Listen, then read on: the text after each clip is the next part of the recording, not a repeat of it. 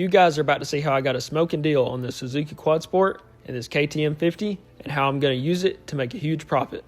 Make sure you stick around to the end to see the full breakdown on this flip. Alright, so we got these two back in the garage, and the story with these is actually pretty cool. So we went to go buy this KTM, and when we got there, let me see if I can spin this thing around.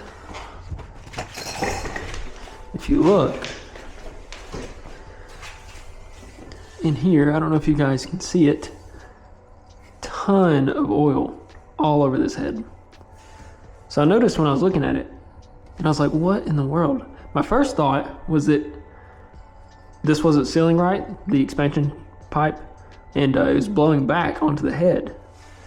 But eventually, we got this thing running, and when the guy would rev it, I noticed smoke pouring out of where this head like bolts together. So this thing definitely has a blown head gasket. And that's just what you get sometimes when you go to buy things on Marketplace. The description of this bike said, no issues, started up a couple hours ago, ran great, and then you show up, takes 2 hours to get the thing started. We actually ended up pulling the whole seat tank off the bike so we could pull the plug. Plug was covered in oil, burnt it off with a lighter, threw it back in, finally got it to start, and then I noticed head gasket is cooked. So we have a new top end ordered for this. I've actually never put a new top end on a two-stroke before, so I figured it'd be a perfect example to learn and try to throw one in. The second part of the story is, while I was there, the guy said he felt terrible about this one. So I was originally supposed to buy this bike for $750. After that, he sold it to me for $300 and said if I was interested in this, he would sell me this also. This is a 2005 Suzuki QuadSport 50, two-stroke as well, and zero issues. Starts right up, runs great. Original tires that are still in really good shape. The only thing with this one, duct tape covering the seat, which we are going to patch in just a moment and make it look a little bit better than this duct tape. And then I'm going to get rid, I don't know, should I get rid of these zip ties? I thought there were holes for push pins. There are a couple holes for push pins. No, it's broken. So that's why these are zip tied. I didn't realize they had drilled the plastics, so we may just leave those, honestly. But we are going to clean that off and patch it. This will be a really easy flip, this little QuadSport, which is kind of cool because that one's definitely not going to be a quick, easy flip anymore, which I originally thought it was going to be. So we're just going to doll this one up a little bit, get it posted, and I'm hoping, I didn't tell you guys what I bought this for. I bought this one for $700. So altogether, I'm in these for $1,000 together. My thought process is, if I sell this for at least $1,000, that was free. So can't beat that, even if it is partially blown up or has a blown head gasket, free. So since we got that cleaned off, I keep a roll of this. It comes from Amazon, leather repair tape.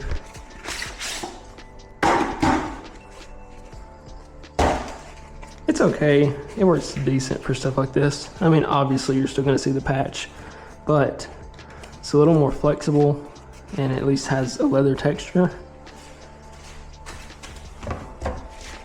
So, take a razor blade, and I'm literally just gonna cut a small square out of this. Try to make it somewhat uniform. Not crooked. Let's hope. That's decent. Let's see if it fits. That's not terrible. It's not worth it, guys, to recover this seat, in my opinion. Something like this, I mean, it's got zip ties holding it together on the plastics. This patch will do just fine.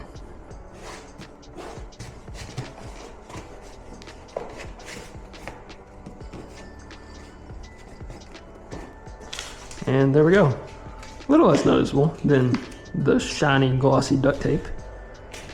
So really all I'm gonna do with this one now, since it runs great, he had literally just serviced it.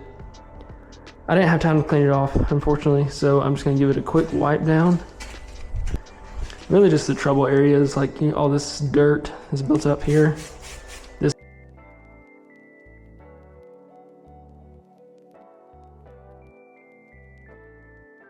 What's great about these small ATVs like this, it's October 24th right now, getting right there at Christmas time.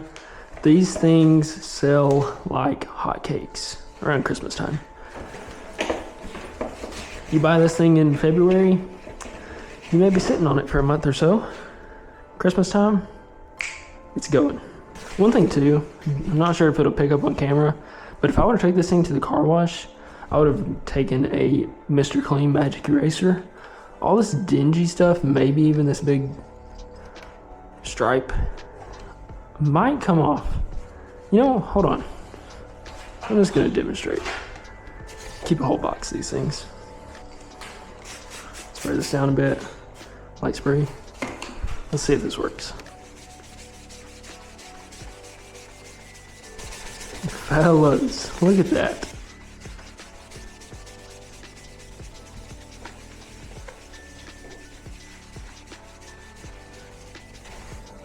Gross.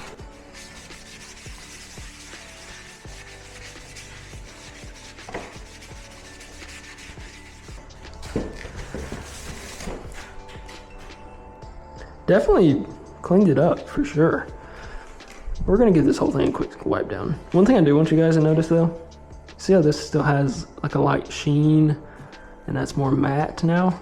These things are abrasive for sure. If you look, see the yellow? This is basically a really high grit sandpaper, if you didn't know. So do not use this on like plastics you care a ton about. For something like this, it's old, you're cleaning it up, it's fine. Especially do not use this on a painted surface. That's a recipe for disaster. But for something like this, where we're cleaning it up, we're gonna add a plastic conditioner onto it anyway. Bring a little bit of that gloss back. Perfectly fine. I mean, look at that. Crazy.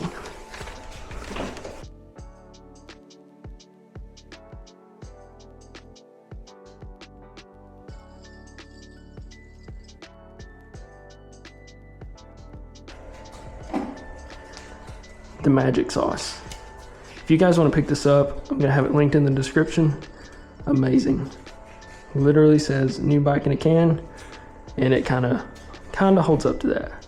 If you guys want to get some of this, I have it linked in the description where you can order it for yourself.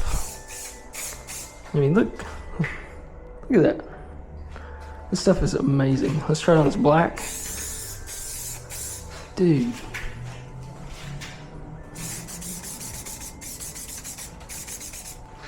This stuff also smells incredible if you never used it. See, even though we cleaned this, it's still faded. Boom. Light dust on the seat. Don't worry, we wipe it off before anybody sits on it.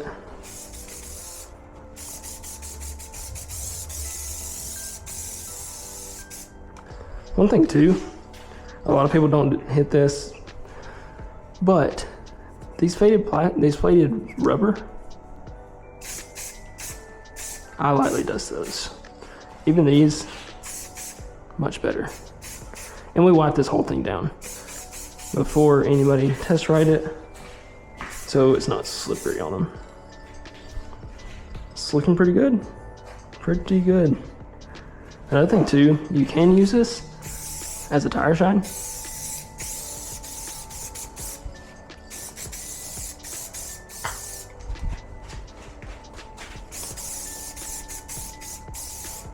This game, guys, is really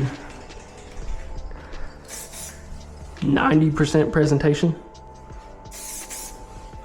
Because when you're looking at something on Marketplace, how good it looks definitely plays a factor into if people come to check it out or not. If you advertise something like you don't care, like with this one, that I'll also be having a video come out, covered in leaves, terrible picture, probably still, yeah, look, still has acorns, pine straw. It was covered. But if you present something well, and then when people show up, it runs and looks as good as you say it does, it sells. So we're looking pretty good on this one. I'm going to move this bike out the way. We'll snag some pictures of it and throw it on Marketplace. Now that we got this sprayed down, bike out the way, I like to put them against the wall since I don't have much room.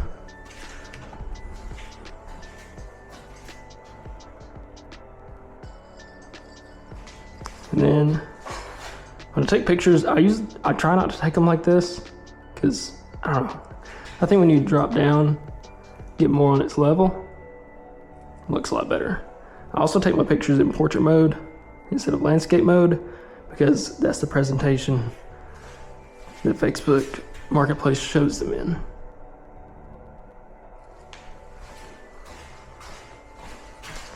Try to get one from every angle.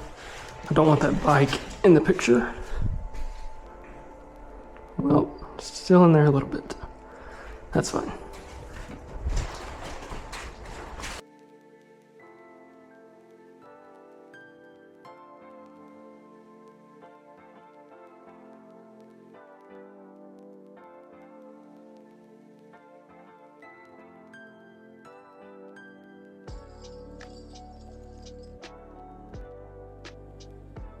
And here we are about 4 days later, loaded up and headed to meet a buyer.